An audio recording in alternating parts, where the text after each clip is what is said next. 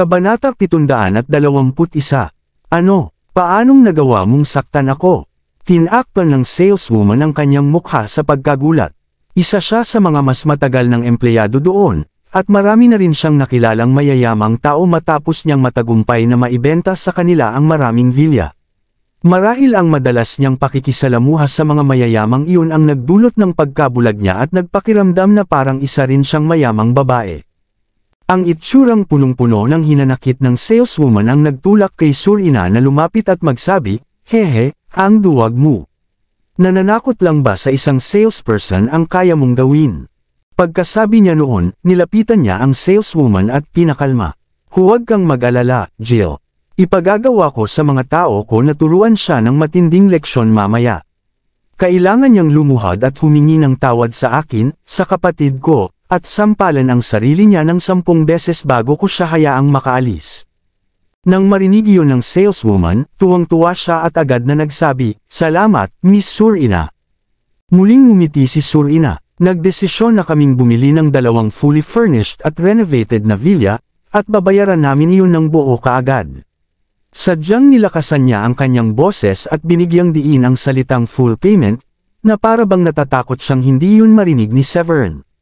"Gusto mong lumuhad ako, humingi ng tawad, at sampalan ang sarili ko ng 10 beses. Sobrang nanaginip ka, babae." Hindi malaman ni Severin kung tatawa ba siya o iiyak. "Ma'am, mukhang hindi pa siya matututo ng leksyon hanggat hindi siya nabubugbog. Hayaan niyo po akong gawin iyon," sabi ng isang lalaking kayumanggi ang balat at punong-puno ng muscle ang katawan. Matangkad siya at napakapuno ng laman ng mukha.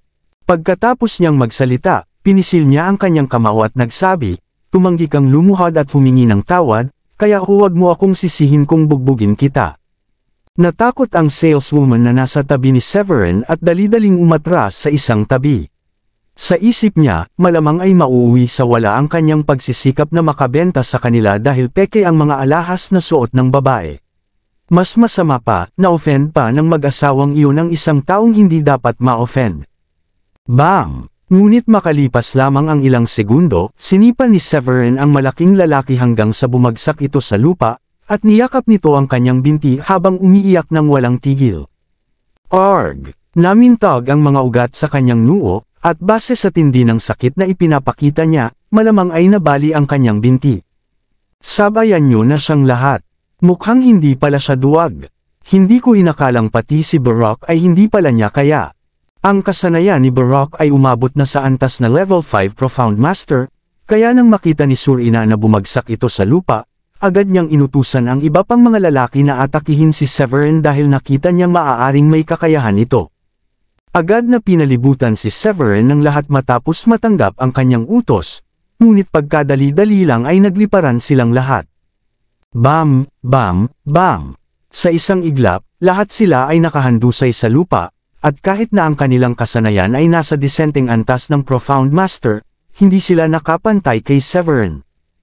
Hindi, imposibleng mangyari ito. Sobrang natakot si Surina kaya nagsimulang mamuo ang malamig na pawis sa kanyang noo.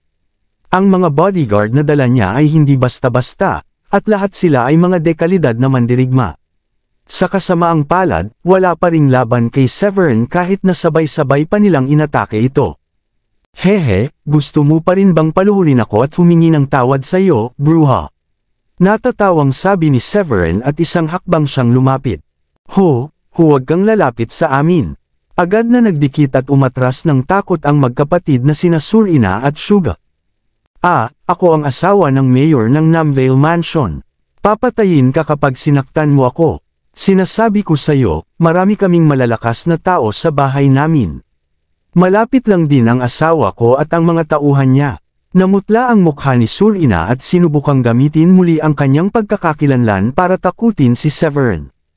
Ngunit malamig lang nang umiti si Severin matapos marinig iyon at handa na sanang muling lumapit upang takutin ang babae.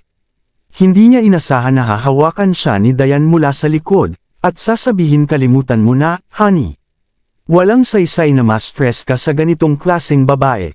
Nandito tayo para tingnan ang mga unit, at naghihintay na ang ating mga magulang para makalipat pagkatapos nating makapili. Naghahabol tayo sa oras. Nang marinig iyon, ngumiti si Severin kay Diane at nagsabi, sige.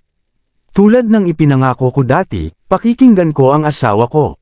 Pagkatapos ay humarap muli si Severin kay Surina at nagbabala. Tandaan mo, ang tanging dahilan kung bakit hindi ako tumuloy ay dahil nakiusap ang asawa ko para sa'yo. Mas mabuti pang huwag kang maging mayabang sa susunod. At isa pa, kung hindi mo kayang bumili, hindi ibig sabihin na hindi rin kaya ng ibang tao. Malinaw ba? Hindi inasahan ni Kelly na biglang babaliktad ang sitwasyon, kaya agad siyang lumapit at nagtanong, Sir, itutuloy niyo pa rin po ba ang pagbili? Ngumiti si Severin at sumagot, Siyempre. Pero may isa lang kaming hiling. Dahil marami kaming bibiling unit, nais kong ipagawa ang pader sa paligid ng lahat ng unit na aming bibilhin. Tutal, sama-sama naming titirhan ng buong pamilya ang mga iyon. Biglang napakunot ang noo ni Kelly. Unang beses niyang makatagpo ng ganoong sitwasyon, at matapos mag-isip saglit, sinabi niya. Kailangan ko po munang itanong sa mga nakatataas. Hindi ba't gusto niyong makita ang aktwal na unit? Paano kung isama ko kayo ng asawa ninyo upang tingnan ito? Malaki ang halagang sangkot dito kaya mas mabuti nang makita ninyo muna bago kayo magdesisyon. Ayokong maging hindi kayo kontento sa inyong bibilhin. Natuwa si Severin sa paalala ni Kelly at tumango, sige, tingnan na natin ang aktwal na unit.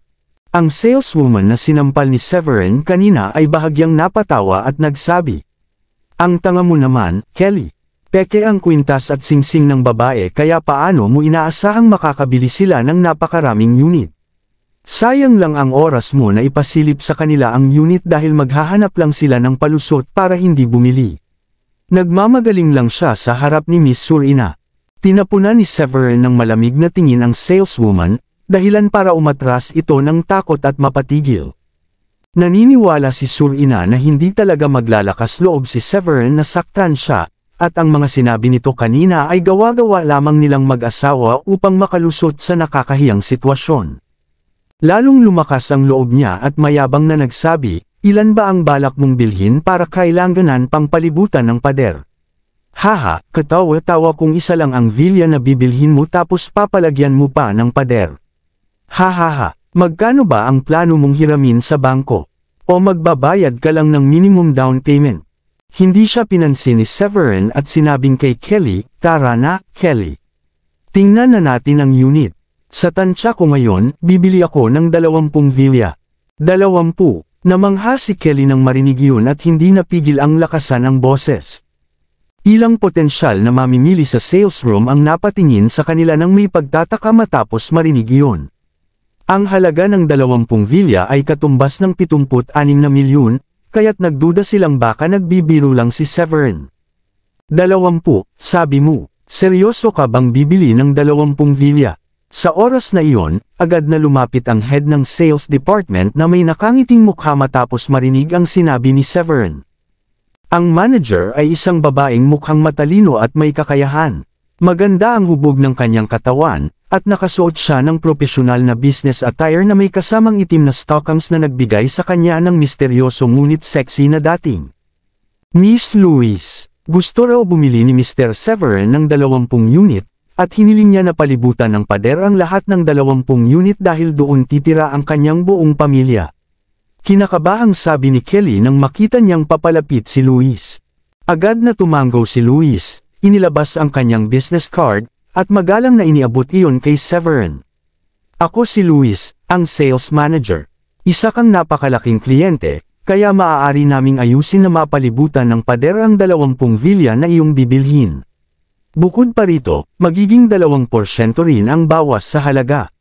Pagkatapos ay bahagya siyang kinilig habang nag-aalok. Sa tingin ko dapat kitang dalhin para makita ang ilang aktwal na unit. Napansin ni Severin ang kunot sa noo ni Kelly na nakatayo sa tabi nila, at agad niyang naunawaan ang nangyayari. Gustong kuhanin ni Louise ang kredito sa benta upang sa kanya mapunta ang komisyon kapag natapos ang transaksyon. Bilang tugon, ngumiti lang siya at nagsabi, hindi mo na kailangang mag-abala, Miss Louise. Si Kelly ang tumulong sa amin mula pa kanina, kaya mas mabuting siya na lang ang magpatuloy at samahan kami sa pagtingin. Pwede ba, Kelly? Sige. Dito po tayo, Mr. Severin. Nagulat si Kelly at muntik nang hindi makareact, ngunit agad din siyang natauhan at nagmadaling nanguna sa kanila. Kinabahan din siya dahil sa itsura ni Luis na napakaganda. Minsan pa nga ay nag-iimbita ito ng ilang male client sa ibang uri ng negosyo para lamang matiyak na makasil ng deal. Dahil dito, mas mataas ang komisyon ni Luis kumpara sa karamihan. Sa kasamaang palad, ang mga kliyenteng nakuha niya mula sa iba ay hindi makapagsumbong at nagtiis na lang. Sa sandaling iyon, inakala ni Kelly na pati ang kanyang potensyal na kliyente ay maaagaw ni Luis, ngunit sa kung anong paraan, hindi siya pinansin ni Severin. Napatigil si Luis sa kinatatayuan habang pinagmamasdan ang 3 taong lumalabas ng pasukan. Naniniwala siyang nasa magandang anyo siya, at ilang beses pa siyang commandant kay Severin bilang pahiwatig. Ang sinumang mabilis umunawa ay makakabasa noon bilang ako ang piliin mo. Higit pa roon, maraming lalaki ang gustong may magandang saleswoman sa tabi nila habang tumitingin ng unit. Sa kasamaang palad, bigo siya. Huwag kang panghinaan ng loob, Miss Luis. Nagmamagaling lang siya. Hindi ba't nakakapagtaka na hindi pa natin naririnig ang tungkol sa kanya kahit na napakarami na nating kilalang mayayaman sa Southlink City? Lumapit si Jill at mayabang nasabi, "Pastahan tayo, baka gumawa lang ng dahilan ng mag-asawa para umalis, at baka si Kelly rin ang mapilitang bumalik dito mag-isa." Tama, ang alahas na suot niya ay the one and only, at siguradong peke iyon. Hindi yun nabibili kahit noong gustong bilhin ng asawa ko para sa akin, kaya paano magkakaroon ng totoong ganoon ang babaeng iyon? Nag-krus ng kamay sa dibdib si Surina at idinagdag. Pero aaminin ko, mataas ang kalidad ng pagkakapeke. Ang ganda ng pagkakagawa kaya muntik ko na ring mapagkamalan na totoo. Pagkatapos niyang sabihin iyon, tumingin si Surina sa kanyang mga bodyguard, na sa wakas ay nakabangon na at pinagalitan ang mga ito. Magpagamot kayo sa ospital. Sa susunod na lalabas ako, magsasama ako ng mas malalakas na lalaki para protektahan ako. Mga walang silbi kayong lahat. Napatigil sa katahimikan ng mga bodyguard. Mas mataas ang kanilang kasanayan kumpara sa karamihan, at umabot na sila sa level 7 Profound Master. Sa isang lugar tulad ng Southlink City, itinuturing na mataas na antas iyon, ngunit nagawa pa ni Surina na tawagin silang mga walang silbi. Phew, salamat doon, Mr. Severin. Dapat kitang ilibre ng pagkain minsan. Kung hindi dahil sayo, siguradong nakuha ka na ni Miss Luis mula sa akin. Hindi mapigil ang sabi ni Kelly na may ngiti habang inihahatid sina Severin at Diane sa pasukan ng villa. Wala na siguro akong aalalahanan habang buhay kung ikaw at ang asawa mo ay bibili ng 20 unit. Ang makabenta ng 2 o 3 property sa isang araw ay isa ng malaking tagumpay, lalo pa ang mga real estate na ganito. Ngumiti si Severin at nagsabi, "Pinili ka namin dahil nakita naming isa kang tapat na saleswoman na walang masamang intensyon. Pinahahalagahan namin ang alok mong ilibre kami ng pagkain, ngunit hindi na iyon kailangan." Matapos magmasid-masid saglit, nagtanong si Severin kay Diane, "Ano sa palagay mo? Kontento ka ba?" Ngumiti si Diane, "Kontento ako. Kahanga-hanga ang disenyo, at maganda rin ang mga gamit sa loob ng bahay pati na ang paligid na puno ng lantian." Tumango rin si Severin ng may kasiyahan. "Kung ganoon, ayos na. Tara na at pumirma ng kontrata. Ipadala mo na rin ang lokasyon sa ating mga magulang para makapunta sila kapag maaari." Hindi rin naman magtatagal ang pagpirma ng kontrata. "Sige," sagot ni Diane na may ngiti. "Dahil para sa mga siyanahan natin bibilhin ito, gagamitin ko na lang ba ang pondo ng kumpanya pambayad?" Walang pakialam na sagot ni Severin, "Bakit hindi? Hindi naman malaking halaga iyon para sa mga siyanahan, at sigurado akong nakikita mong lahat, pati ang lola mo, ay ibinigay na ang buong kapangyarihan sa atin." Tumango si Diane, "Tama ka, kung ganoon, iyon na ang gagawin natin." Sandaling nag-isip si Kelly bago nagsabi, "Bumibili ka ng napakaraming villa, Mr. Severin. Hindi naman ako nagrereklamo dahil sobrang saya ko sa makukuha kong komisyon. Pero pakiramdam ko sobra naman ang 20. Kahit pa maraming kamag-anak mo ang lumipat, parang hindi nyo pa rin magagamit ang lahat ng unit. Ang dami ng kwarto sa bawat villa, at sapat na ang bawat palapag para tirahan ng maraming tao." Ngumiti si Severin at nagsabi, Kung mga Shanahan lang, hindi naman ganoon karami. Pero sina Lily at ang mga babae ay matagal nang kasama natin at nagsikap ng husto para sa ating kaligtasan, kaya naniniwala akong nararapat lang na magkaroon sila ng sariling lugar. Ang ilan sa mga bodyguard na mas mataas ang kasanayan ay maaari ring tumira sa villa sa susunod. Nagulat si Kelly at hindi napigil ang magsabi, "Ang bait nyo, Mr. Severin. Hindi ko inakala na ganoon kayo kamaalaga sa inyong mga tauhan. Kilala ko ang maraming mayayaman na nakatira sa mga villa at pinagtatayuan lamang ng maliliit na bahay ang kanilang mga tauhan, ngunit kadalasan ay hindi komportable ang mga iyon na tirhan." "Haha, karapatan lang nila iyon." Natatawang sagot ni Severin at tila walang pakialam sa sinabi ni Kelly. Hindi napigil ang lingunin ni Kelly ng palihim ang kwintas at singsing na suot ni Diane. Kung kaya nilang gumastos ng 76 na milyon para sa 20 villa nang hindi man lang nagdadalawang isip, halos sigurado siyang tunay ang suot ni Diane na the one and only. Hindi maiwasang mag-isip si Kelly kung sino talaga sila at paano sila naging sobrang yaman. Bumalik na sila, hindi pa umaalis sina Surina at Suga, at inaasahan nilang gagawa lang ng dahilan sina Severin at Diane para hindi tumuloy. Ngunit laking gulat nila nang makita nilang magkasama pang bumalik ang tatlo. Hindi nagtagal ay nilagdaan nina Severin at Diane ang kontrata at binayaran ng buo ang halaga. "Mr. Severin, Miss Diane, ingat po kayo." Inihatid sila ni Kelly sa pinto. Para bang nasa panaginip siya habang pinagmamasdan ang mag-asawa mula sa likod. Sa wakas, ang komisyong makukuha niya mula sa pagbentang iyon ay aabot sa daan-daang libo. Isang halagang imposibleng isipin para sa isang ordinaryong saleswoman na katulad niya. Kabanata 725. Surina, mukha siyang mayamang galing sa isa sa mga upper-class na pamilya ng Southlink City. Hindi siya gagastos ng higit sa 76 na milyong dolyar para bumili ng 20 unit kung isa lang siyang ordinaryong negosyante. Napakalaking halaga nito. Matapos ang ilang sandali, nagsalita rin si Suga kay Surina na nakasuot ng pulang damit. Sa tugon, napangisi si Surina. "Hehe, tatandaan ko ang nangyari ngayon. Mabuti na lang at huwag na siyang magpakita pa sa harap ko sa hinaharap. Kung hindi ay ipaparamdam ko sa kanya kung ano ang tunay na pagsisisi." Dumating sina Severin at Diane sa villa at ipinaroda ang kanilang kotse doon. Makalipas ng wala pang 10 minuto, dumating din ang isang hanay ng mga sasakyan, at sa bawat isa ay naroon ang mga Shanahan na pinapunta ni Rachel. "Ilang unit ba ang binili mo, Severin? Narinig ko na malaking lungsod ang Southlink City, at napakamahal ng mga bahay dito.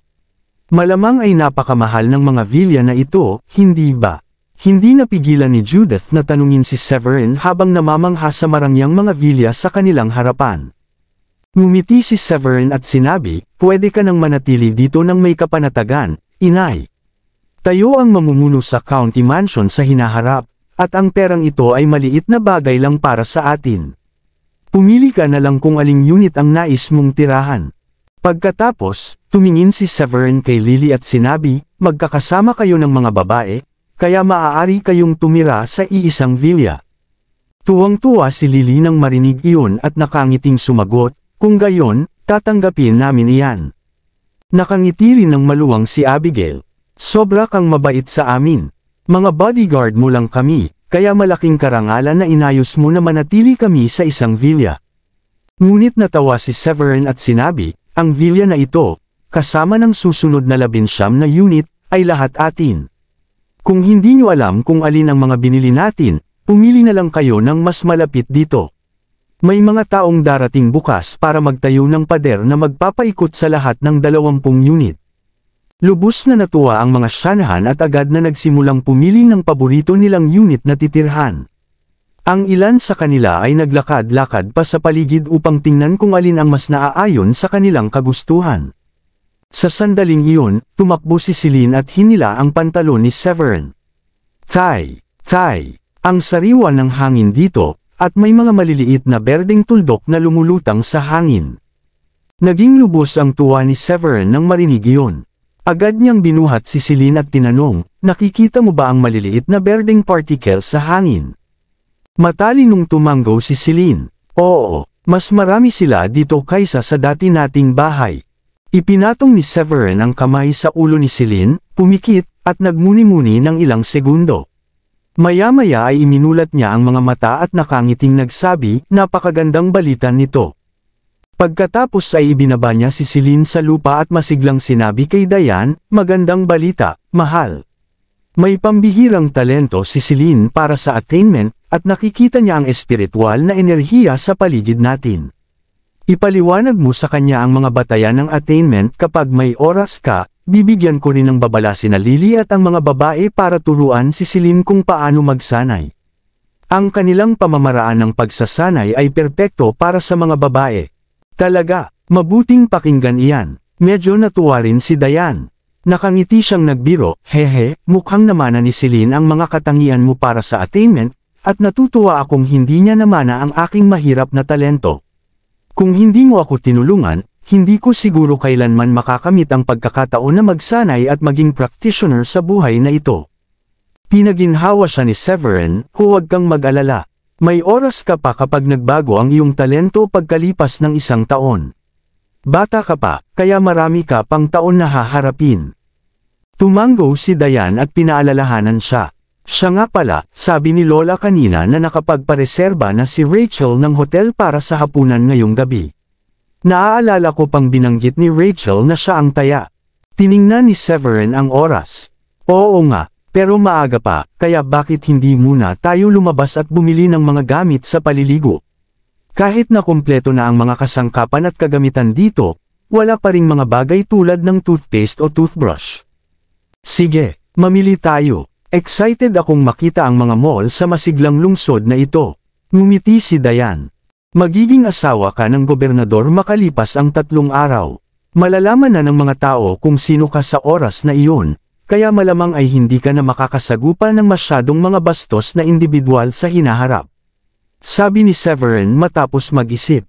Hindi ako ganoon kaapektado sa isang reputasyon na hindi ko naman pinaghirapan. Ang tanging hiling ko lang ay manatiling ligtas at buo ang ating pamilya.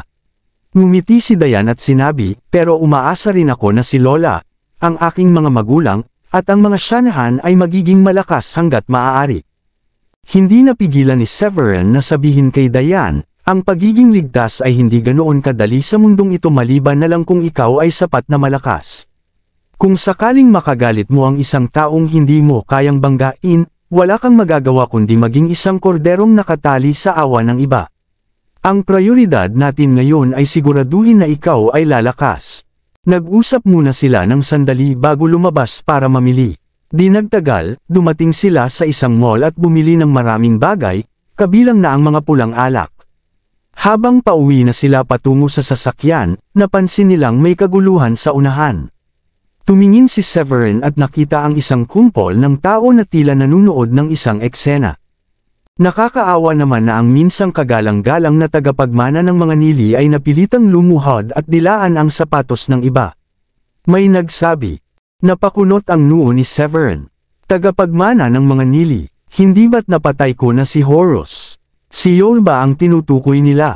Maganda ang naging impresyon niya kay Yol dahil marunong itong kumilala ng tama at mali. Kahit bumagsak na ang nili at patay na ang kanilang Grand Elder, naroon pa rin ang Second Elder, Third Elder, at ilang iba pang matatanda. Hindi dapat ganoon kadali para apihin si Yol. Base sa sitwasyon, maraming makapangyarihang puwersa sa Southlink City, dahil tanging mas makapangyarihan pa sa nili ang mock-up ang aapi kay Yol. Matapos mag-isip, nagpa siya si Severin na makisiksik para makita kung ano ang nangyayari. Hehe, hindi na county mansion ang pamilya mo, Yol. Sigurado akong maraming tao na ang hindi makikipagtulungan sa pamilya mo, at hindi na kayo kasing lakas namin mula nang mamatay ang Grand Elder. Tingnan natin kung may tapang ka pa ring agawin si Delilah sa akin. Nakangising sabi ng isang matabang lalaki kay Yol na nakaluhod sa lupa.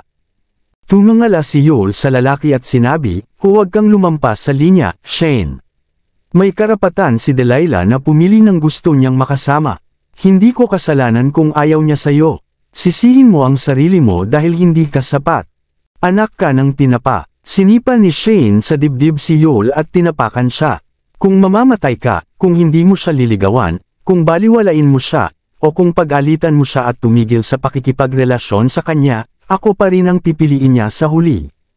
Tumayo si Yol at biglang nagkaroon ng tapang habang galit na nakatitig kay Shane at sinabi, "Sigurado akong inaapi mo lang ako dahil hindi ko dala ang mga tauhan ko ngayon. Sa kasong ito, babalaan kita na huwag mo akong itulak-tulak kahit mas mahina na ang pamilya ko ngayon. Kapag pinagalit mo ako, gagawin ng second elder at iba pa ang lahat laban sa inyo, at magdurusa rin ang pamilya mo." Nagulat si Shane sa sinabi ni Yol, ngunit agad din siyang natawa. "Patay na ang inyong Grand Elder, at wala ng level 6 Warrior King sa inyong angkan. Sasabihin ko na ang totoo, ang pamilya namin, ang Watts, baka dati ay takot sa inyo, pero ngayon may isa ng Elder sa pamilya namin na naka-breakthrough sa level 6 Warrior King. Mayroon din kaming level 5 Warrior King. Ikumpara mo iyan sa Nili, na ang pinakamalakas ay isang level 5 Warrior King lang. Ano ang dahilan para katakutin ka pa namin?" Huminto muna siya sandali bago nagpatuloy, "Bukod pa riyan, sumunod lang naman ang mga elder sa pamilya ninyo dahil gobernador ang iyong ama. Narinig kong patay na ang ama mo sa Brookborn, kaya ilang elder pa ang sa tingin mo ay magpapakamatay para ipaglaban ang nililaban sa Watts, lalo na kung wala kayong tsansang manalo." Agad namang nagdilim ang mukha ni Yol nang marinig iyon. Dati iniisip niya na hindi siya aapihin ni Shane kahit wala siyang kasamang gwardya, dahil isa pa rin siyang bahagi ng South County Mansion, kahit pa hindi siya gaanong pinapahalagahan ni Mason. Ngunit ngayong wala siyang kasama, sinadya ni Shane na manggulo at ipahiya siya, gamit ang katotohanan na patay na ang kanyang ama. Naranasan niya kung gaano kasakit ang bumagsak mula sa mataas na estado at apihin na parang aso. "Kung may tapang ka, tatawagan ko ang mga elder at tingnan natin kung pupunta sila." Mariing kinagat ni Yol ang kanyang mga ngipin at kinuha ang cellphone para tumawag. Nang makita ni Shane na tatawag si Yol, agad niyang inagaw ang cellphone. "Hahaha, sa tingin mo ba tanga ako? Bihira ang pagkakataong ito para durugan ka, kaya bakit ko hahayaang tawagin mo ang mga elder niyo kung hindi pa ako nag-e-enjoy sa pang-aapi sa'yo? Hayop ka." Galit na titig ni Yol kay Shane, na namumula ang mga mata sa galit. "Aba, hindi ko inakalang maglalakas loob kang murahin ako. Kahit hindi ako sapat ang tapang para patayin ka, pwede naman kitang bugbugin hanggang halos mamatay. Basta't buhay ka pa, sigurado akong hindi ako gagalawin ng mga elder nyo." Nakangising mayabang si Shane, na alam niyang kung papatayin niya si Yol, tiyak na gaganti ang mga elder ng nililaban sa Watts. Kahit manalo pa sila, tiyak na may mamamatay o masasaktan. Pero kung bubugbugin lang niya si Yol, hindi siya aatakihin ng mga elder dahil mas malakas na ngayon ang Watts kaysa sa Nili. Labis ang pighati ni Yol matapos maagaw ang cellphone, at pakiramdam niya'y hindi na siya makakaligtas sa matinding pambubugbog. Dakpin siya, mga lalaki. Mayabang ang ekspresyon ni Shane. Matagal na niyang gustong pahirapan si Yol, pero wala siyang pagkakataon noon. Ngunit ngayong nadinig niyang tuluyan ng gumuho ang Nili at may bagong mamumuno sa South County Mansion, lalo siyang na-excite. Sobra na ang mga ito. Inaapi nila ang isang taong hindi man lang Grandmaster. Hindi na nakatiis si Severin at sumiksik sa karamihan para harangan si Yol. Nang makita ni Yol na si Severin iyon, bahagya siyang nagulat. Hindi niya inasahan na lilito si Severin doon at handang tumulong. Tutal, isa siyang Nili, at parehong ang kanyang ama at kapatid ay nagbalak patayin si Severin noon. Sapat na para maramdaman niyang maswerte siya na hindi siya pinatay ni Severin o pinag-initan. "Salamat, Ginoong Severin." Mapait ang ngiti ni Yol. Alam niyang napakalakas ni Severin, at tiyak na ligtas siya kung si Severin ang kakampi. Nagbitiw si Shane ng matalim na titig kay Severin at nagbanta, "Nagpapakamatay ka ba, bata? Sino ka para makialam sa mga gawain ng Watts? Mag-isip ka ng 2 beses. Kapag binugbog ka ng mga tao ko mamaya, kawawa ka. Hehe, patawarin mo ako, pero kilala ko si Yol, kaya ako na ang bahala sa inyo sa ngalan niya ngayon." Magaan na natawa si Severin at kumalumbaba na parang walang anuman. "Anak ka ng tinapa, sawa ka na ba sa buhay? Patayin niyo muna ang gago na ito. Sobrang ayaw ko sa mga pakialamerong gaya niya." Galit na utos ni Shane habang nakakuyom ang ngipin at itinuro si Severin. 12-12 tauhan ni Shane ang agad na sumugod, ngunit dahil lahat sila ay Grandmaster o Profound Master, wala silang laban kay Severin at natalo sa loob lamang ng 10 segundo. Bawat isa sa kanila ay gumagapang sa lupa at umuungol sa sakit. Ang pamilya namin ay second-tier family, at marami kaming malalakas na mandirigma. Paano ka nakahandang suwain ako? Tatandaan ko ang ginawa mo ngayon, kaya mas mabuting huwag ka nang magpakita pa sa harap ko. Kapag nagkita pa tayo, dadalhin ko ang pinakamalalakas na mandirigma ng aming pamilya para patayin ka. Hindi inasahan ni Shane na ganoon kalakas si Severin, at kahit nagbigay siya ng babala, takot na takot siyang umatras ng ilang hakbang. Second-tier family, sandaling natigilan si Severin. Tunay ngang kakaiba ang mundo sa Southlink City. Kahit second-tier family ay napakalakas na para mapagkamalan niyang first-tier family. Isang malaking pagkabigla iyon para sa kanya. Nang makita ni Shane ang gulat na ekspresyon ni Severin, inisip niyang natatakot ito kaya agad niyang ibinalik ang kanyang kay-abangan. Ngumiti siya kay Severin at nagsabi, "Ano sa tingin mo? Kung natatakot ka, dapat kang lumuhod at humingi ng tawad sa amin. Maaaring patawarin pa kita kung maganda ang ugali mong ipapakita sa akin." Hindi pa man natatapos ang salita ni Shane, mabilis na sumugod si Severin at binigyan siya ng malakas na sampal. Sampal!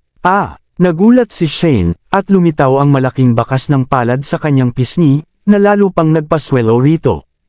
Tinakpan niya ang kanyang mukha, at masamang tumitig kay Severin at nagsabi, "Baliw ka ba? Paano ka naglakas loob na saktan ako? Hindi mo ba narinig ang sinabi ko?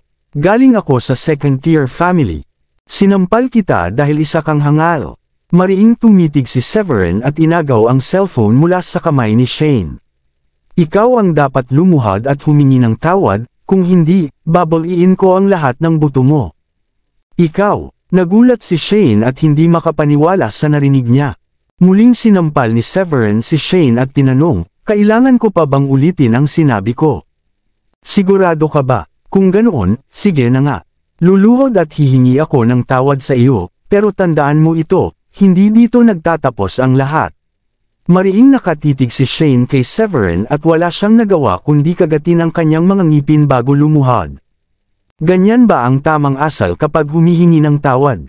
Nakita ni Severin ang galit na ekspresyon ng kalaban at muling tinaas ang kanyang kamay. Lubos na natakot si Shane sa sandaling iyon at agad na tinakpan ang kanyang mukha. Pagkatapos ay yumuko siya at nagsabi, "Patawad. Patawad. Alam kong mali ako, at nangangako akong hindi ko na uulitin pa." "Lumayas ka." Hindi na pinansin ni Severin ang mga walang kwentang salita nito at walang pakundangang pinaalis siya. Takot na umalis si Shane kasama ang kanyang mga tauhan.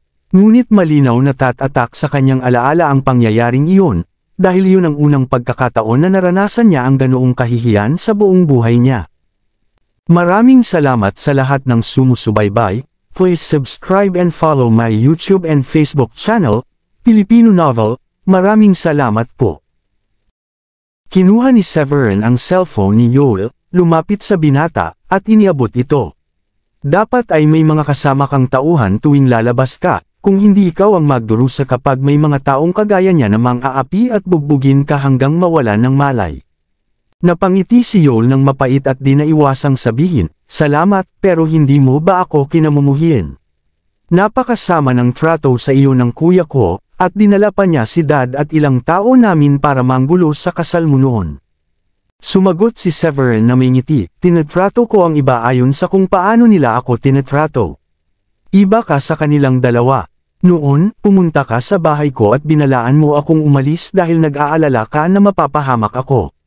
Ibig sabihin may mabuti kang puso." Napangiti si Yoel ng mas mapait at nagsabi, "Hindi ko inasahan na ganito kakalakas. Wala akong nadarama kundi pasasalamat sa iyo ngayon." "Hehe, walang anuman," tugon ni Severin sabay lakad palapit kay Diane, at umalis silang dalawa. Tumawag si Yoel sa telepono, at dumating agad ang ilang tao mula sa pamilya ni Lee para isama siya pauwi. Pagbalik nila, naghihintay na sa pintuan sina Judith, Maurice, at iba pang mahahalagang miyembro ng pamilya Shanahan. "Ano't natagalan kayo? Bumili na nga kami ng sasakyan." "Hehe," tawa ni Megan. Ibinigay na sa atin ni Rachel ang lokasyon, kaya hinihintay lang namin kayong dalawa bago tayo sabay-sabay mag-dinner. Pinaliwanag ni Severin na may ngiti, may inayos lang ako sa daan kaya hindi ko na malayan ang oras. Pasensya na at nahuli kami. Tara na. Ngumiti si Felicia. Alam niyo ba, marami akong narinig na pinag-uusapan kanina habang nasa kalye ako. Mahuhulaan niyo ba kung ano yun? Agad na naging sabik si Diane. Sabihin mo na, Mom. Ano ba ang pinag-uusapan nila na ikinatuwa mo ng sobra? Mayabang na tugon ni Felicia, pinag-uusapan nila kung sino ang magiging gobernador makalipas ang 3 araw. Kasi nakasanayan na napumili mula sa mga lungsod sa loob ng county, kaya nagtataka sila kung aling mansion ang mapipili bilang county mansion. Talaga, tanong ni Diane, kaya pala ang saya mo. Siguradong hindi nila aakalain na ang susunod na gobernador ay isang pangalang hindi pa nila naririnig. Nakangiting mayabang si Felicia, syempre. Sinabi ko nga sa kanila na magiging manugang ko, pero wala ni isa ang naniwala. Binanggit ko pa ang pangalan na Severin Follett, pero sabi nila hindi raw nila kilala iyon. Sigurado akong malalaman din nila agad-agad. Nawalan ng masabi si Severin at napailing. Kailangan mong maging low profile sa mga susunod na araw. Hindi ito Brookborn, at natuklasan ko ngayong araw na may mga puwersang mas malakas pa kaysa sa county mansion. Paano nangyari iyon? Gulat ni Felicia, pero agad siyang natauhan at ngumiti. Wala naman tayong dapat ikatakot. Pati mga war gods ay tinatawag kang master, at nariyan ka para protektahan ang pamilya Shanahan. Hindi maglalakas loob ang mga puwersang iyon sa South Link City na galawin tayo. Kapag ginawa nila, sarili nilang hukay ang hinukay nila. Naramdaman ni Diana sobra na ang kay-abangan ng ina kaya agad niyang pinaalala, tama si Severin, Mom. Kahit malakas tayo ngayon, hindi pa alam ng iba iyon. Bukod pa roon, hindi naman palaging nasa tabi natin si Severin, di ba? Paano kung makasalubong ka ng mga taong walang takot at handang pumatay agad? Hindi na yun sulit. Maaaring maghiganti si Severin, pero hindi ka na namin maibabalik sa buhay.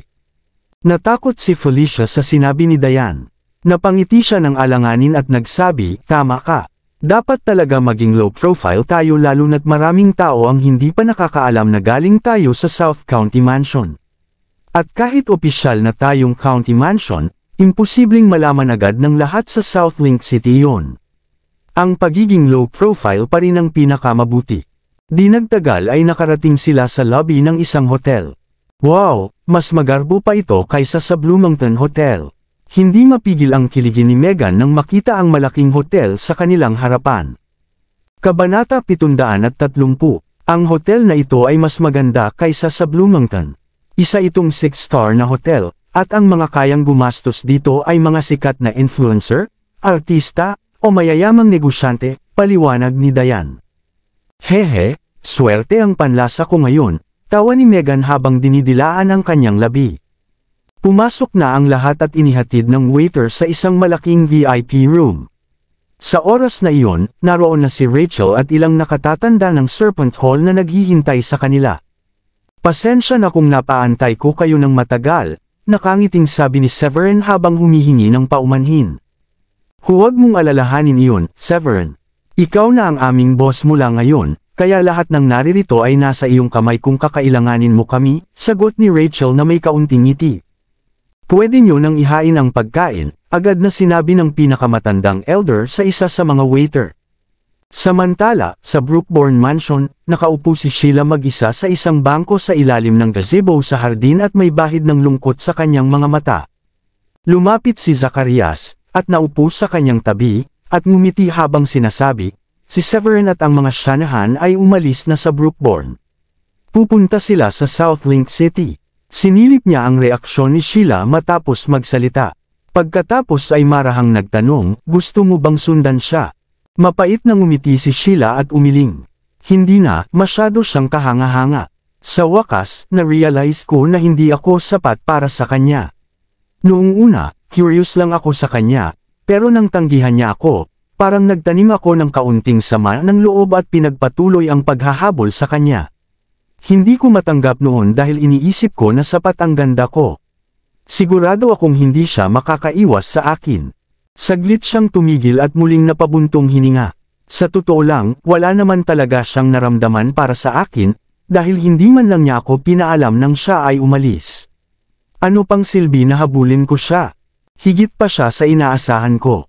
Kahit ang mga Diyos ng digmaan ay tinatawag siyang Master. Hindi ko akalain na minamaliit ko lang siya noon. Mapait ng ngiti ni Zacarias at sinabi, pakiramdam ko na bigo kita, Sheila. Siguro kaya hindi siya ganoon kabukas sa iyo ay dahil sa tingin ko noon hindi siya karapat-dapat para sa iyo. Nagmu-western ng tampo si Sheila, inikot ang kanyang mga mata kay Zacarias, at sinabing, ano ba yang sinasabi mo, Dad? Paulit-ulit niyang sinabi sa akin na masyado pa akong bata at hindi pa mature. Wala yung kinalaman sa mga sinabi mo sa kanya. Siguro iniisip niya lang talaga na kaibigan lang ang turing niya sa akin. Ngumiti si Zacarias at nagsabi, kahit na umalis siya nang hindi nagpapalam, ibinenta naman ng mga syanahan ang ilang mga ari-arian sa atin sa mababang halaga, kaya masasabi mong inalagaan pa rin niya tayo. Ipinapakita nito na may puwang ka rin sa puso niya kahit paano. Talaga, aba, mabuti naman at may konsensya pa rin siya. Sa wakas ay nagkaroon ng kaunting ginhawang ngiti si Sheila nang marinig ang sinabi ng kanyang ama. Pagkatapos niyang magunat, nagtanong siya, hey, sa tingin mo ba baka hindi talaga kami nakatadhana para sa isa't isa?